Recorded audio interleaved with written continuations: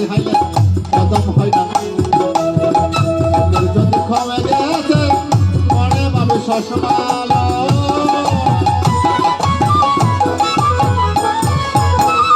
আগের মতো খাওয়া হয় না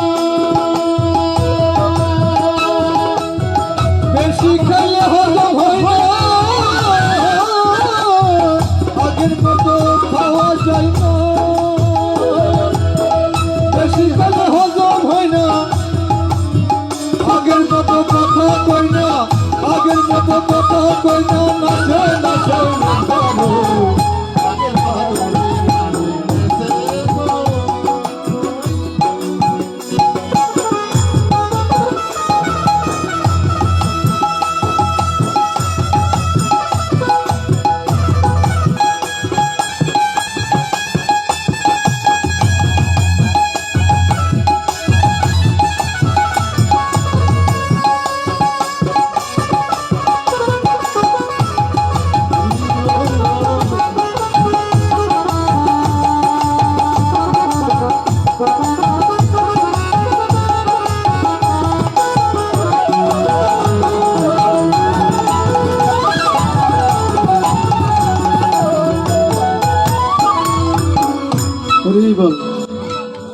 গান গেলে আমার সময় চলে যাবে গান মানে কি জ্ঞানের কথা গান মানে কি মনের ভাবকে প্রকাশ করা না মা শিল্পীরা গান গেলে মনের ভাব প্রকাশ করে আর যারা চিত্রশিল্পী চিত্রের মাধ্যমে মনের ভাব প্রকাশ করে না একটু আলোচনা করে গানের কথা মানে এই গীতার কথার মধ্যে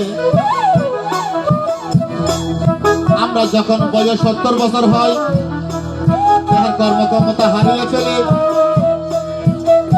দেহের মধ্যে তখন বিভিন্ন রোগ ব্যাধি গ্রাস করে আর দেহের মধ্যে আস্তে ছোট বাজাবে একটু ছোট বাজাবে তখন দেহের যখন বয়স হয়ে যায় আমরা যখন একটা পুরাতন ঘর ভালো লাগে না বলি আমি এই বেড়ার ঘরে থাকবো না পুরান ঘরে থাকবো না আমি একটা নতুন ঘর ফাঁকা বানাবো বলে না তদ্রুপ দেহের মধ্যে একটা মানুষ আছে মা দেহের মধ্যে একটা মানুষ আছে না সে মানুষটাকে পরমাত্মা আমার প্রাণ যিশু ভগবান দেহের পরমাত্মা দেহের প্রাণটা বলে আমি আর পুরাতন ঘরে থাকবো না দেহটা যখন বয়স 70 বছর হয়ে যায় দেহের মনের মধ্যে ও প্রাণবায়ু বলে আমি আর পুরাতন দেহে থাকবো না আমি একটা নতুন ঘরের মধ্যে যাব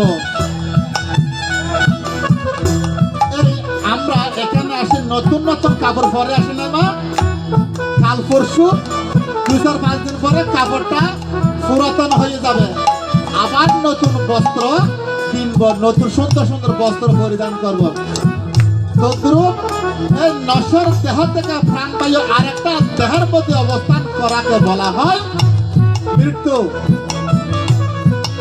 এই দেহের মধ্যে যিনি প্রাণবায়ু আছে প্রাণ যিশু ভগবান বাতাস সে আত্মাকে সে প্রাণবায়ুকে আমরা ধরতে পারি না ধরতে পারি না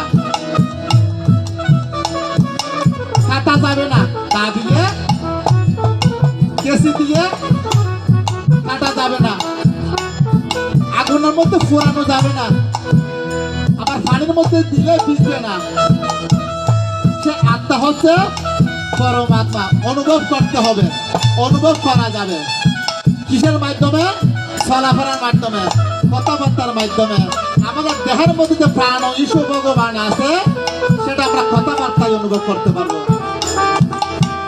আর একটা দেহ থেকে আরেকটা দেহ যাওয়াটা বলে মৃত্যু কিন্তু এখানে ভগবান আরেকটা কথা বলছেন এই যে মানব দেহ থেকে যখন প্রাণবায়ু বেরিয়ে যাবে সেটা কোথায় অবস্থান করবে সেটা কর্মের উপরে অবস্থান করবে সেটা কর্মের উপর বিবেচনা করবে দেহ থেকে প্রাণবায়ু আরেকটা জায়গায় যাবে কোথায় যাবে সেটা আমার কর্মের উপর বিবেচনা করবে বলছেন কি আমি মানুষ হইয়া জন্ম লভিলাম মানুষের করিলাম কি আমি মানুষ হইয়া যদি পশু পাখির কাজ করে, দানবের কাজ করে আমি কি মানুষের ঘরে যাব? না, আমি আমার মানব জন্ম থেকে অধোদিকে যাব, অধম জীবন লাভ করব।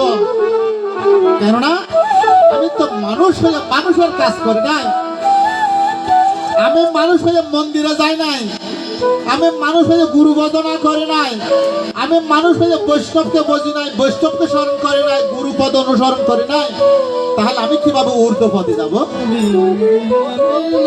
আমি মানুষ হয়ে যদি মানুষের কাজ করি, আমি আমেরিকার প্রেসিডেন্ট হতে পারি, আমি ভারতবর্ষে নরেন্দ্র মোদী হতে পারি যদি কর্ম করি। আর যদি নরাধমের কাজ করি, আমাকে যেতে হবে গরু ছাগলের ঘরে, আমাকে যেতে হবে পুকুরের মাঝে 4 লক্ষ মানব 20 লক্ষ পশু পাখির ঘরে। 84 লক্ষ জনে ভ্রমণ করার পর দুর্লভ মানব জন্ম দিয়েছি। এই মানব জনকে হেলাই হেলাই কাটালে হবে না। তাই আমার ভগবান বলছে, অর্জুন, কাকে বলে মৃত্যু? কোনটাকে? পুরাতন দেহ থেকে প্রাণবায়ু আরেকটা জায়গায় চলে যাবাকে বলা হয় মৃত্যু। কে বলে? আমার ভগবান অর্জুনকে বলতেছে, এই আত্মাকে কাটা যাবে না। মানুষকে মারা যায়? মানুষ মারা যায় না। প্রাণবায়ু যখন বেরিয়ে যায়, সেটা আবার আকাশে ঘোরাফেরা করে। আকাশের স্তম্ভ বায়ুভূতে নিরাশ্রয়, বায়ুর পথে নিরাশ্রয় ঘুরে বেড়াবে। কিন্তু নশ্বর দেহকে আমরা ও পুকুর ফারে নিয়ে দাহ করে ফেলি। কিন্তু প্রাণ যে আছে তাকে আমরা ধরতে পারি না, তাকে আমরা পড়তে পারি না। প্রাণবায়ুকে 5 ভাগে বিভক্ত করেছে আমার ভগবান। জীবাত্মা, পরমাত্মা, আত্মারাম, রামেশ্বর আর ভূতাত্মা। আত্মাকে 5 ভাগে বিভক্ত করেছে আমার ভগবান। আবার উপপঞ্চ প্রাণ আছে, প্রাণ অপ্রাণ, সমান, বেয়ান, উদান। পঞ্চ উপপ্রাণ, পঞ্চ প্রাণ। পঞ্চ প্রাণ কোথা দেখে? এই পঞ্চভূতের দেহের মধ্যে। তাই আমার ভগবান অর্জুনকে বলছে, কে বলে মানুষ মরে,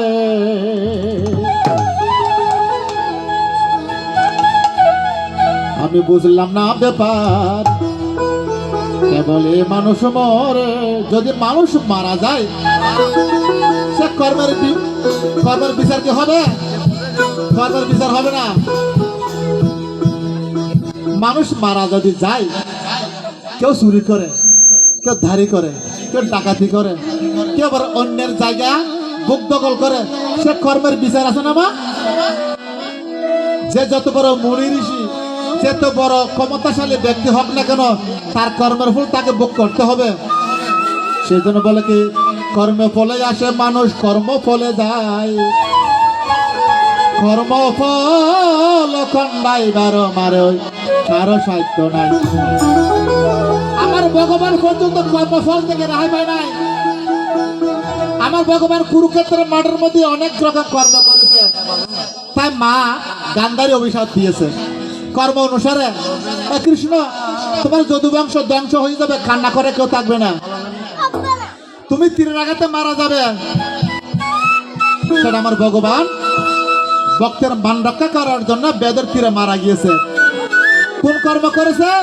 ও ত্রেতা যুগের মধ্যে বালি আর সুগ্রীবের মধ্যে একটা দ্বন্দ্ব লেগেছিল, সেখানে আমার ভগবান লুকিয়ে তীর মারছিল। সে কর্মফল ভোগ করতে হয়েছে কোথায়? প্রবাস তীর্থে আমার ভগবান বেদের তীরে মারা গিয়েছে। আমার ভগবান পর্যন্ত কর্মফল থেকে রেখা পায় নাই। ওরে মানুষ মরিলে বাবে, মানুষ মরিলে বাবে বিচার হবে কার? কে বলে মানুষ মরে,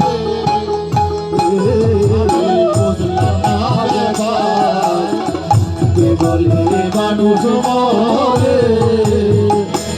আরে মানুষ মরিলে বাবে, মানুষ মরিলে